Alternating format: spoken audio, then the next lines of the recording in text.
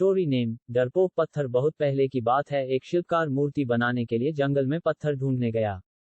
वहां उसको एक बहुत ही अच्छा पत्थर मिल गया, जिसको देखकर वह बहुत खुश हुआ और कहा यह मूर्ति बनाने के लिए बहुत ही सही है। जब वह आ रहा था तो उसको एक और पत्थर मिला। उसने उस पत्थर को भी अपने साथ ले लिया। घर जाकर उसने पत्थर को उठाकर अपने औजारों से उस पर कारीगरी करनी शुरू कर दिया।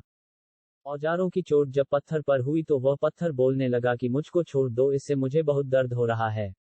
अगर तुम मुझ पर चोट करोगे तो मैं बिखर कर अलग हो जाऊंगा। तुम किसी और पत्थर पर मूर्ति बना लो। पत्थर की बात सुनकर शिल्पकार को दया आ गई। उसने पत्थर को छोड़ दिया और दूसरे पत्थर को लेकर मूर्ति बनाने लगा। वह पत्थर कुछ नहीं बोला। कुछ समय में शिल्पकार ने उस पत्थर से बहुत अच्छी भगवान की मूर्ति बना दी। गांव के लोग मूर्ति बनने के बाद उसको लेने आए। उन्होंने सोचा कि हमें नारियल फोड़ने के लिए एक और पत्थर की जरूरत होगी। उन्होंने वहां रखे पहले पत्थर को भी अपने साथ ले लिया। मूर्ति को ले जाकर उन्होंने मंदिर में सजा दिया और उसके सामने उसी पत्थर को रख दिया। अब जब भी कोई व्यक्ति मंदिर में दर्शन करने आता तो मूर्ति को फूलों से पूजा करता, दूध से स्नान कराता और उस पत्थर पर नारियल फोड़ता था। जब लोग उस पत्थर पर नारियल फोड़ते तो बहुत परेशान होता। उसको दर्द होता और वह चिल्लाता, लेकिन कोई उसकी सुनने वाला नहीं था।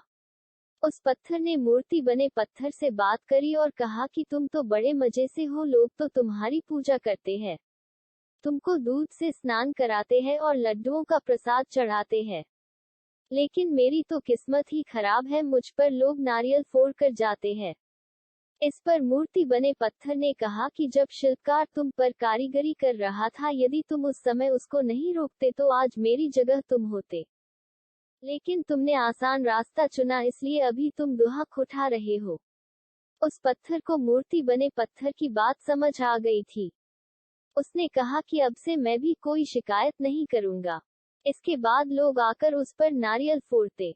नारियल टूटने से उस पर भी नारियल का पानी गिरता और अब लोग मूर्ति को प्रसाद का भोग लगाकर उस पत्थर पर रखने लगे।